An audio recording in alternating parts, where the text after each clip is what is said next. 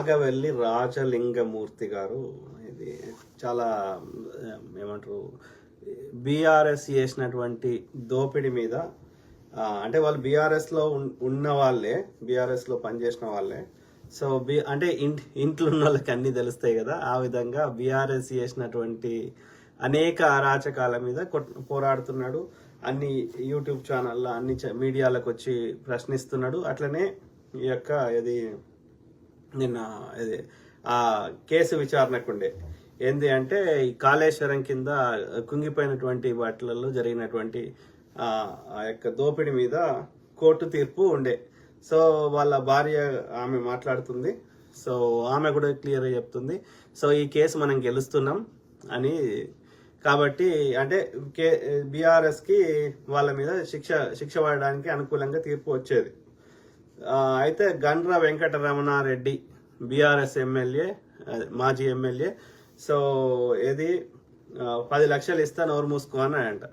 So ఇక లేదు అని బెదిరింపు కాల్ చేస్తే కూడా 10 లక్షలు ఇస్తా అంటే నీ 10 లక్షలు ఎవరికి కావాలి, నేను ప్రజల గురించి కొట్లాడుతున్నా అని ఆయన కొట్లాడిండు. సో బెదిరించి నిన్ను హతమారుస్తామని చెప్పి ఆ విధంగా హతమార్చడం జరిగింది రాత్రి 8 గంటల సమయంలో. అర్థమైందా? సో అంటే ఇక్కడ ఏం అర్థమవుతుంది, బీజేపీ పాలిత రాష్ట్రాలు ఇంతకంటే అధ్వానం, ఓకే, ఇంక్లూడింగ్ ఆంధ్రప్రదేశ్ ఇంతకంటే అధ్వానం. ఎక్కడైతే దోపిడీ మెంటాలిటీ ఉన్నటువంటి అంటే రైతు భావజాలం ఉన్నటువంటి నేను నా కుటుంబము బాగుండాలి మాత్రమే బాగుండాలి, లేకపోతే నా యొక్క కులం వాళ్ళు మాత్రమే బాగుండాలి అని అనుకొని ఈ యొక్క మొత్తం అందరి ప్రజల యొక్క సంపదను దోసుకునేటువంటి మూర్ఖులు ఉన్న ప్రతి దగ్గర ప్రజలు వాస్తవాలు మాట్లాడితే, వారి అన్యాయాన్ని ప్రశ్నిస్తే, కోర్టులకు పోయి ఆ విధంగా కొట్లాడితే వారిని హతమారుస్తున్నారు. ఓకే, ఇది ఎన్నోసార్లు మనకు ఇది ఆధారాలుండి అన్ని ఉంటే ఆ యొక్క వాళ్ళని హతమారుస్తున్నారు. అంటే వేర్ థింగ్స్ ఆర్ గోయింగ్. కాబట్టి అట్లాంటి రాష్ట్రాలకి, ఆ హింసను ప్రేరేపించే రాష్ట్రాలకి పెట్టుబడులు రావు. ప్రజలు రోజు భయపడుకుంటూనే బతకాలి.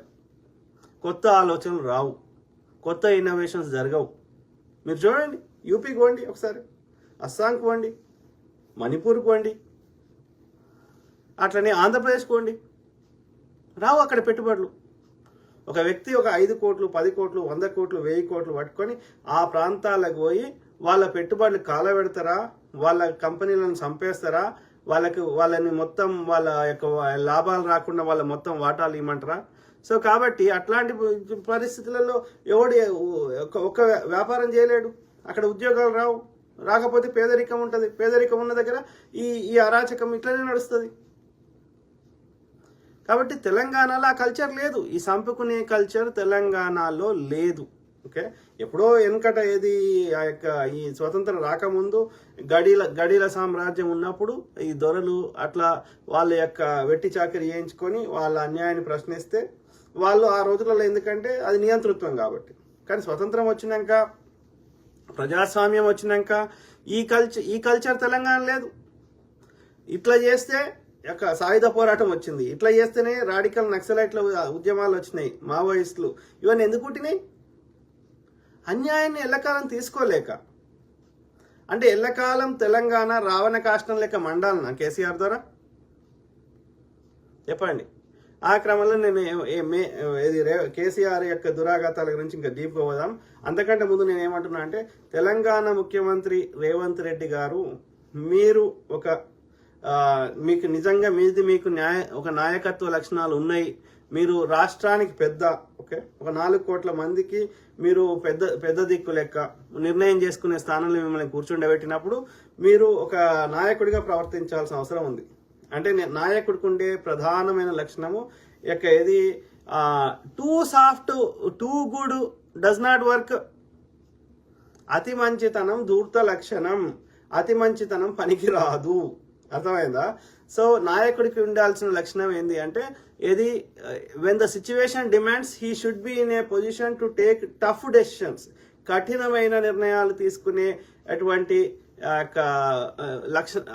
అవి ఉన్నప్పుడే అతను నాయకుడిగా ఉంటాడు. ఎందుకంటే కొన్ని సిచ్యువేషన్స్లో నాయకుడికి ఎవరైనా సరే మంచి వాళ్ళకి మంచిగా ఉండాలి, చెడ్డ వాళ్ళకి చెడ్డగా ఉండాలి, అందరికీ ఒకటే తీరు ఉంటా అంటే ఒక చెంప చూపెడితే ఇంకో చెంప కొట్టమనేది గాంధీ మహాత్ముడు ఆ రోజులలో చేసింది వర్కౌట్ అయింది. ఎందుకంటే అప్పుడు సమాజంలో ఎక్కువ మంది మంచితనం ఉన్న ఎక్కువ మందికి మనిషి లోపల ఉండే కాబట్టి అది వర్క్ అయింది.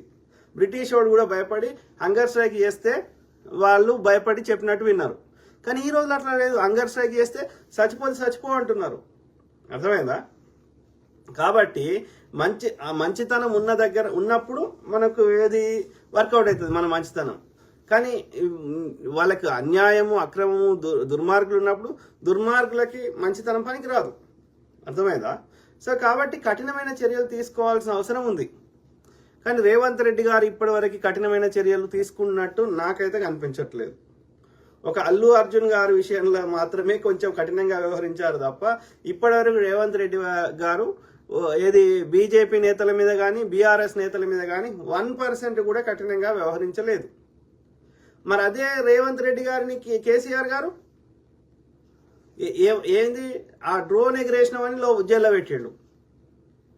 అవునా? 2 సార్లు జైల్లో పెట్టిండు. అర్థమైందా? సో అదేవిధంగా బిడ్డ ఎంగేజ్మెంట్ కూడా రానియలేదు. రేపు ఎలక్షన్స్ అనగా కొడంగల్లో ఏది అరెస్ట్ చేసి తీసుకుపోయారు. అంటే రేవంత్ రెడ్డి గారిని అరెస్ట్ చేయడానికి కేసీఆర్ గారు 1 నిమిషం కూడా ఆలోచించలేదు. కానీ మనకి ఇన్ని ఆధారాలు దొరుకుతున్నాయి. ఆ యొక్క ఏది మొన్న ఆ యొక్క అన్ని కోట్లు విదేశీ కంపెనీకి పంపించిండు కేటీఆర్ గారు. ఇన్ని ఆధారాలు దొరుకుతుంటే కూడా ఇప్పుడు కవితను అరెస్ట్ చేసి లోపల వారేయగలిగిండు బీజేపీ వాడు. అక్కడ బీజేపీ వాడు ఢిల్లీ ముఖ్యమంత్రిని, అతని ఛత్తీస్గఢ్ ముఖ్యమంత్రి, జార్ఖండ్ ముఖ్యమంత్రులనే జైల్లో పెడుతున్నాడు. ఆమ్ ఆద్మీ పార్టీ నేతలను పెట్టిండు, ప్రతిపక్ష నేతలను అందరిని పెడుతున్నాడు. అంటే బీజేపీ వాడు అరెస్ట్ చేయగలుగుతాడు, బీఆర్ఎస్ వాడు అరెస్ట్ చేయగలుగుతాడు. కానీ కాంగ్రెస్లో ఉన్నటువంటి రేవంత్ రెడ్డి గారు అరెస్ట్ చేయలేడు. అంటే దద్దమ్మనా? చెప్పండి. మనకు ఆధారాలు ఉన్నాయి. వాళ్ళు చేసినటువంటి అనేక ఈ హత్యలు కానీ దోపిడీలు కానీ ఎవ్రీథింగ్ ఉన్నప్పుడు ఎందుకు ఉదాసీనత ప్రవర్తిస్తున్నారు నాకు అర్థమవుతలేదు.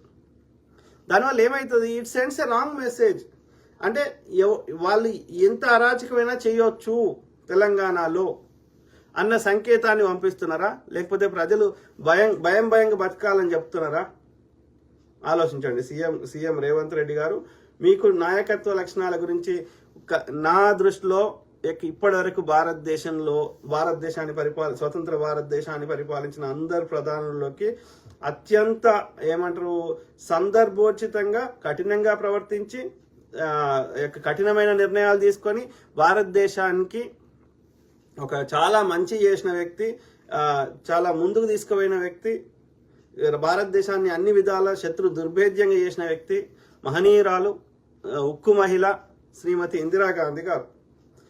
ఆమె తీసుకున్న కఠిన నిర్ణయాల వల్లనే ఇవాళ చాలా మనము ఈ స్థాయిలో ఉండగలిగినాం. నెహ్రూ గారు ఏది బ్రిటిష్ వాడు పోయేటప్పుడు ఉన్నటువంటి భారతదేశం అడుగు తినే దేశాన్ని ఈ స్థాయికి తీసుకొచ్చిండు. పంచవర్ష ప్రణాళికలు పెట్టి ఆధునిక భారత లేదా స్వతంత్ర భారత నిర్మాత ఎవరు? పండిత్ జవహర్లాల్ నెహ్రూ గారు. కానీ అది కాకపోతే ఆయన అతి మంచితనంతో నెగ్గుకొచ్చు. మెజారిటీ ప్రధానులు అతి మంచితనంతో నెగ్గుకొచ్చారు. కానీ అది ఒక్కటే సరిపోదు. ఆ అతి మంచితనం వల్ల ఎదుటి వాళ్ళు మన మంచితనాన్ని అడ్వాంటేజ్గా తీసుకునే సందర్భాలు ఉన్నాయి. చైనా వాడు నెహ్రూ గారి అతి మంచితనాన్ని వాడు అడ్వాంటేజ్గా తీసుకొని మనకి కొంత నష్టం చేశాడు చైనా వాడు. కానీ ఇందిరాగాంధీ గారు అట్లాంటి అవకాశం ఎవ్వరికీ ఇవ్వలేదు. మన పక్క దేశాన్ని 2 ముక్కలు చేసింది. బంగ్లాదేశ్ ఏర్పడడానికి కారణం ఇందిరాగాంధీ గారు. ఆ పగ పెట్టుకొనే పాకిస్తాన్ వాడు ఇలా ఏది మన పంజాబ్లో గొడవలు చేస్తున్నాడు. పంజాబ్కు బార్డర్ కాబట్టి అక్కడ ఖలిస్తాను అంటే మమ్మల్ని ఎట్లయితే మా దేశం నుంచి బంగ్లాదేశ్ సపరేట్ చేసినామో అట్లా భారతదేశం నుంచి ఖలిస్తాన్ సపరేట్ చేద్దాం, పంజాబ్ సపరేట్ దేశం చేద్దామని వాడు శతవిధాలు ట్రై చేసింది. కానీ అది వర్కౌట్ కాకుండా ఆ ఆపరేషన్ బ్లూ స్టార్ చేసి వాళ్ళని వేర్పాటువాదులని అంతం చేయడం జరిగింది. ఆ క్రమంలో వాళ్ళు ఆ ప్రతీకార చర్యలో తన ప్రాణాలను కోల్పోయింది. అయినప్పటికీ ఆమె చేసినటువంటి అతి కఠినమైన దేశానికి ప్రయోజనమైన నిర్ణయాలు ఇప్పటివరకు ఏ ప్రధాని చేయలేదనుకుంటా నాకు తెలిసిన కాడికి. అర్థమైందా? ఎంత సాహసోపేతమైన నిర్ణయాలు. ఏది ఈ యొక్క భూ సంస్కరణ భూ గరిష్ట పరిమితి చట్టం తెచ్చి భూ సంస్కరణ తెచ్చి మనిషికి 54 ఎకరాల కంటే ఎక్కువ ఉండొద్దు అని భూస్వాములకి దగ్గర ఉన్న భూమి అంతా తీసుకొచ్చి పేదోళ్ళకి పంచిపెట్టిన మహనీయురాలు ఇందిరాగాంధీ గారు. అంటే ఆమెని ఎంతమంది వ్యతిరేకించారు, ఎంతమంది ఇబ్బంది పెట్టి ఉంటారో మీరు అర్థం చేసుకోండి ఆ పని చేయడం వల్ల. అర్థమైందా? సో అదేవిధంగా ఇది యొక్క భూమి వంచడం కాకుండా ఏది రాజులకు ఇచ్చే భరణం అంటే పెన్షన్, పెన్షన్ రద్దు చేస్తే ఎంత పెద్ద గొడవలైనాయో, ఎంతమంది రాజ కుటుంబాలు ఆమెను ఇబ్బంది పెట్టినాయో. అట్లా యొక్క మొత్తం గుడిసెల బదులు పక్కా ఇల్లు కట్టించింది, భూమి వంచి పెట్టింది. అర్థమైందా? ఎన్ని కఠినమైన నిర్ణయాలు చేసింది అంటే అర్థం చేసుకోండి. 20 పాయింట్ ఫార్ములా పెట్టి.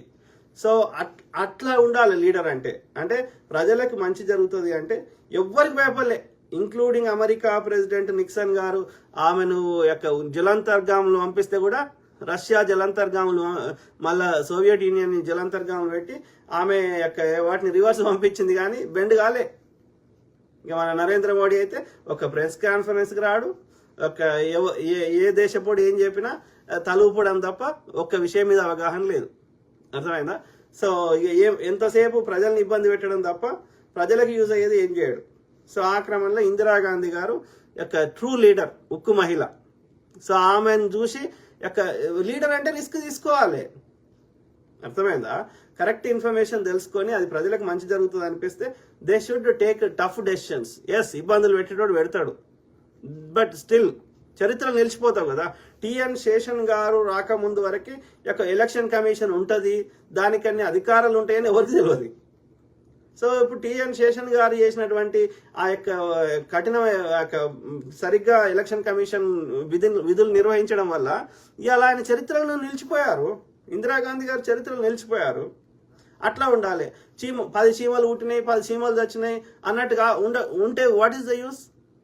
సో ఆ క్రమంలో రేవంత్ రెడ్డి గారు మరి మీరు ఉదాసీనత చేస్తే మాత్రం అది తప్పుడు సంకేతాలు పోతాయి. సో అది మంచిది కాదు, పెట్టుబడులు మనకి తగ్గే అవకాశం ఉంది. కాబట్టి ఇలాంటి హత్యలను ప్రోత్సహించకూడదు, వాటి మీద కఠిన చర్యలు తీసుకోవాలని సీఎం రేవంత్ రెడ్డి గారికి, అట్లనే తెలంగాణ పోలీసు యంత్రాంగానికి రిక్వెస్ట్ చేస్తున్నా. అట్లనే మనం ఈ కంట్రోల్ రూమ్లు పెట్టుకున్నాం, సెక్యూరిటీ కెమెరాలు పెట్టుకున్నాం. అవి మరి ఇవన్నీ ఉన్నాక, ఇన్ని ఫెసిలిటీస్ ఉన్నాక, ఇప్పుడు ఎస్సీవీలు కార్లో ఈ యొక్క వచ్చినాక, ఇన్ని ఫెసిలిటీస్ వచ్చినాక ఇంకా ఎందుకు ఇవి ఆపలేకపోతున్నాం? ఇంకా ఆలోచించండి. అవసరమైతే ఈ యొక్క కార్లలో మనకు అంత దూరం ఫాస్ట్గా పోలేకపోతే మరి బైకుల మీద ఉన్న పోలీసులు ఆ యొక్క సంఘటనా స్థలానికి పోయి దాన్ని నివారించగలిగేటువంటి వ్యవస్థని ఏర్పాటు చేయండి. అట్లనే వాళ్ళకి అవసరమైన ఆయుధాలు ఇవ్వండి.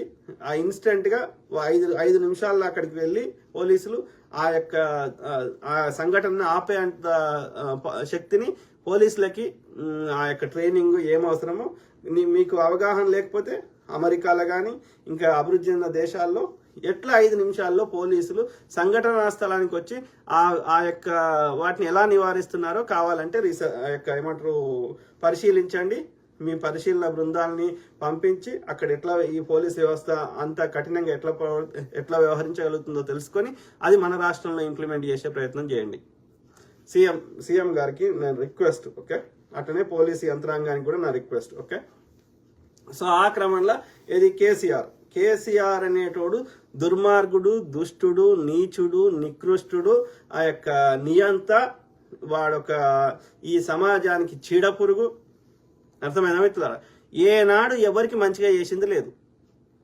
ఆడ చంద్రబాబు నాయుడు అదే పరిస్థితి, ఈ మోడీ అదే పరిస్థితి, బీజేపీ పాలిత రాష్ట్రాలు అదే పరిస్థితి. సో మన తెలంగాణలోకి వస్తే కేసీఆర్ అనే దుర్మార్గుడు ఏది ఇప్పటి వరకు ఎంతమందిని పొట్టన పెట్టుకున్నాడు? ఆ రోజు సాంబశివుని చంపిండు. తర్వాత నయీం తోటి అన్ని దొంగతనాలు చేయించి మళ్ళా అవన్నీ బయటకు రాకుండా ఉండడానికి నయీంని చంపించిందోడు ఇదే కేసీఆర్. అర్థమైందా మిత్రులారా?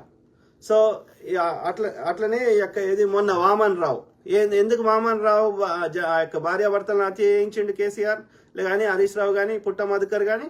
ఎందుకంటే ఆయన యొక్క వీళ్ళు భూ కబ్జాలు పెడుతున్నారని కోర్టుల కేసులు వేసి కొట్లాడుతుంటే మళ్ళీ ఆ కేసు ఇప్పటి వరకు విచారణకు రాదు, దోషులకు శిక్షలు పడే ఎన్నేళ్ళ నడి రోడ్డు మీద హత్య చేసారు. ఈ హత్య చేసే కల్చర్ మన తెలంగాణలో ఎక్కడిది? ఆలోచించండి మిత్రులు దయచేసి. ఓకే, ఇప్పుడు నాగలింగం ఈయన నాగవల్లి రాజలింగమూర్తి గారు. ఇప్పుడు అది కాకుండా ఇంకా ఎన్ని సంఘటనలు ఇట్లాంటి జరిగినాయి. అక్కడ వాడు ఆశన్న గారి జీవన్ రెడ్డి ఆర్మూరు ఎమ్మెల్యే, ఇద్దరు దుబాయ్లో వీడు చేసిన అన్యాయాల మీద కొట్లాడి వాళ్ళు కేసులు వేస్తే ఆ కేసు వీడు కాంప్రమైజ్ అయ్యి ₹1,00,00,000 ఎంతకు అగ్రిమెంట్ అయినాక ఇద్దరు దళితులని ఇద్దరు దళితుల్ని వాని యొక్క బుల్డోజర్ తోటి గుద్ది చంపించాడు. ఇట్లా ఎన్ని రకాల అంటే బీఆర్ఎస్ వాళ్ళకి ఎథిక్స్ మోరల్స్ లేవా? ఎందుకు ఆ దోపిడీ చేసుకొని ఆ పాప సొమ్ము దీన్ని ఏం చేస్తాడు? కేసీఆర్ నువ్వు 70 దాటినావు, 71 నిండినాయి మొన్ననే. తింటే అరగది, పీనుగు లెక్క ఉన్నావు, ఎప్పుడు పోతావో తెలియదు, ఏం చేసుకుంటావురా ఇంతమందిని ఇబ్బంది పెట్టి? ఆలోచించండి మిత్రులారా. వాడు హరీష్ రావు సిద్దిపేటలో ఎంతమందిని చంపించిండు, ఎంతమందిని ఇబ్బంది పెడుతున్నాడు ఆలోచించండి. అరే ప్రతిపక్షం ఉండకూడదు, ఎవడు ప్రశ్నించకూడదు, ప్రజల సొమ్ము దోసుకుంటావు, భూములు కబ్జాలు పెడతావు, ఏంది? అంటే వీళ్ళ మెంటాలిటీ చూడండి. వాళ్ళని ప్రశ్నించకూడదు, వాళ్ళ అన్యాయాన్ని ప్రశ్నించకూడదు, బానిసలు లెక్క ఉండాలి, దొరాని కాలు మొక్కాలి. బీఆర్ఎస్ ఉన్న వాళ్ళందరూ కాలు మొక్కేటోళ్ళే. ప్రశ్నించడం నచ్చది. ప్రజాస్వామ్యంలో ప్రశ్నిస్తారు అయ్యా, ఇది నియంతృత్వం కాదు, ఇది గడీల రాజ్యం కాదు, గడీలు పోయినాయి, నీ గడీల శాఖల ఐలమ్మని ఆ రోజే మీకు శాపనార్థం పెట్టింది, నీ గడీల గడ్డి కూడా మొలవదురా అని చెప్పింది. ఇంకా మళ్ళీ ఎందుకురా? ఇన్ని పోరాటాలు చూసి ఇంతమంది ఇన్ని రకాలుగా చూసినాక కూడా అర్థమైతలేదా? ఆలోచించండి మిత్రులు, దయచేసి ఆలోచించండి. ఓకే, సో ఇది కరెక్ట్ కాదు. అయితే కేసీఆర్ కుటుంబం కానీ కేసీఆర్ కానీ వాళ్ళ మెంటాలిటీ చూడండి, వాళ్ళ ముఖాలే చెప్తాయి. హరీష్ రావు ముఖం చూడండి, మీరు కేసీఆర్ ముఖం చూడండి, అత్యంత క్రూరంగా ఉంటుంది. వీడిగా వాళ్ళు అట్లా ఉన్నారంటే వాళ్ళకి ఏమంటారు, వాని కింద పుట్టిన వాళ్ళు వాడి ఇప్పుడు కేటీఆర్ వాడు దొంగ నా కొడుకు, ఆడ ఎంతమంది చంపించిండు, ఆడ ఏది ఇసుక దందా చేస్తుంటే ఆ యొక్క అక్కడ సిరిసిల్ల దగ్గర. అంటే ఎంత అంటే వాళ్ళకి ప్రజల ప్రాణాలు, ముఖ్యంగా బీసీ ఎస్సీ ఎస్టీల మీద అయితే 1% కూడా వాళ్ళ ప్రాణాలకు విలువ లేదు.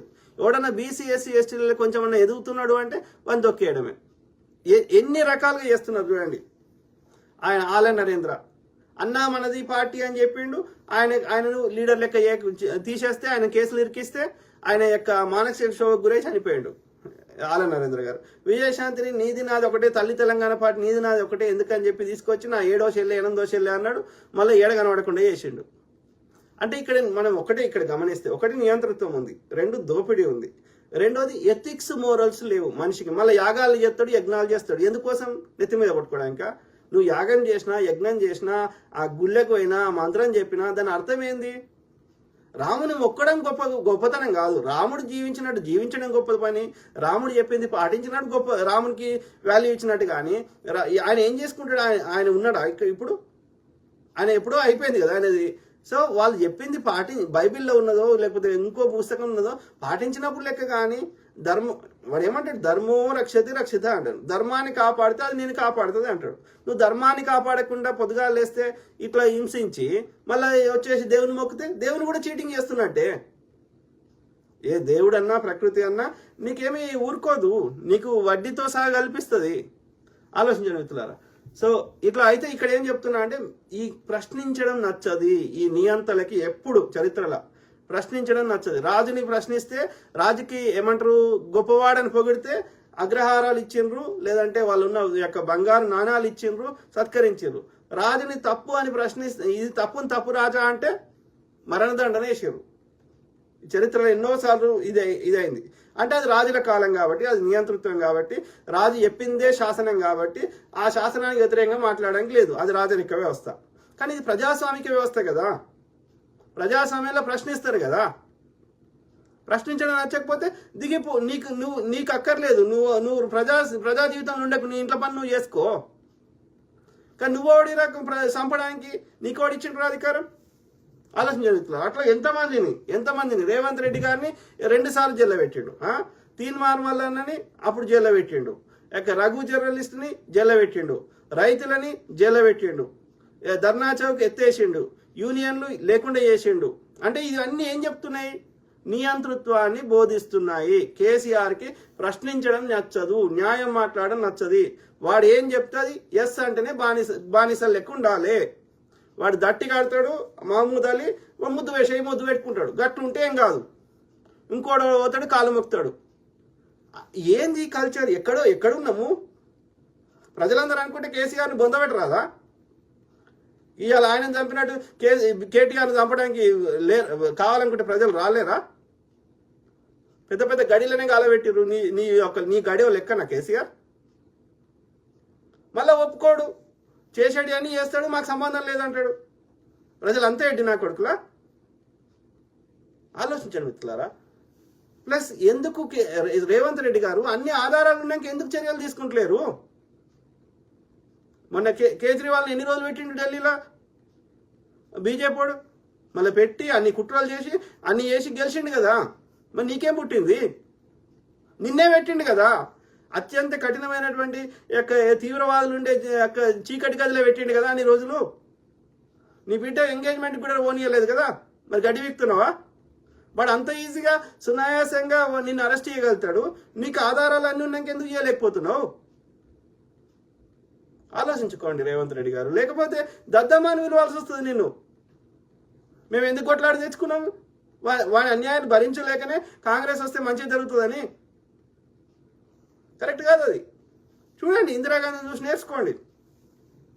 రాహుల్ గాంధీ లోపల కూడా అతి మంచితనం ఉన్నది. అది పనికిరాదు అతి మంచితనం. ఎదుటోడి యొక్క వాడు మంచోడు ఉంటే నువ్వు మంచిగుండు, వద్దంటలేను. కానీ వాడు దుర్మార్గుడు, దుష్టుడు, నీచుడు, నికృష్టుడు, చేయని అటువంటి అరాచకాలు లేవు, చేయని కుట్రలు లేవు, కుతంత్రాలు లేవు. నీ దగ్గర ఎన్నికల ఈవీఎంలలో మోసం చేయడము, ప్రజల్ని యొక్క వాట్సాప్ యూనివర్సిటీలో ఫేక్ యొక్క దుష్ప్రచారాలు చేయడము, విద్వేషాలు నింపడము, కులం రాజకీయాలు, మత రాజకీయాలు చేయడము, అన్ని రకాలుగా మోసం చేసి ప్రతిపక్షాల దగ్గర పైసలు లేకుండా చేయడం, సిబిఐ ద్వారా అరెస్టులు చేపించడం, ఇన్ని చేస్తుంటే నేను మంచోని నాకు ఓటేయమంటే ఓడేస్తారా? వాడికి నిన్ను కొట్టినప్పుడు వాడిని తిరిగి కొడితే కదా వానికి ఆ నొప్పి ఏందో తెలిసేది. ఆలోచించండి. ఇప్పుడు అమెరికా తెరువు ఎవడు ఎందుకు రాడు? వాడు ఒక్కడు కొడితే వాడు 10 కొడతాడు, వాడి తెరువాడు వస్తాడు. మరి ఈ ఇంగిత జ్ఞానం లేకుండా ఆ అతి మంచితనాన్ని ఎట్లా ప్రదర్శిస్తున్నారు కాంగ్రెస్లో ఉన్న నేతలు? కరెక్ట్ కాదు. ఇప్పుడు రేపు అధికారం మారిందనుకో, వాడికి అవకాశం వచ్చిందనుకో బీఆర్ఎస్ అని, నిన్ను బతకనిస్తాడా? మనం అన్యాయంగా వాళ్ళేమో కావాలని చేసిర్రు, కానీ మనం కావాలని చేస్తలేము. మనకు ఆధారాలు ఉన్నాయి, మనం ప్రజలకు మంచి చేయాలని వచ్చినప్పుడు ఇప్పుడు వాడు అట్లా చేస్తుంటే మనం ఉదాసీనంగా ఉంటే ఏమర్థమవుతుంది? అరే మనకు సీఎం రేవంత్ రెడ్డి గారే మాకు అనుమతి ఇచ్చిండ్రు, ఇట్లాంటి ఇంకెక్కువ చేస్తామని ఇంకెక్కువ మంది ఇన్స్పిరేషన్ తీసుకుంటారు. అర్థమైందా? ఈ ప్రపంచం చెడ్డ వాళ్ళ చెడిపోతలేదు, మంచి వాళ్ళ మౌనంగా ఉండే వాళ్ళ చెడిపోతుంది. మనం మౌనంగా ఉంటే వానికి లైసెన్స్ ఇచ్చినట్టు వాడు ఫీల్ అవుతాడు. కాబట్టి ఇట్లాంటి వాటిని శిక్షించాల్సిన అవసరం ఉంది. ఆలోచించండి సీఎం గారు, అట్లనే పోలీస్ మిత్రులకి నేను దయచేసి చెప్తున్నా, this is not our culture. ఇది తెలంగాణలో ఈ కల్చర్ లేనే లేదు.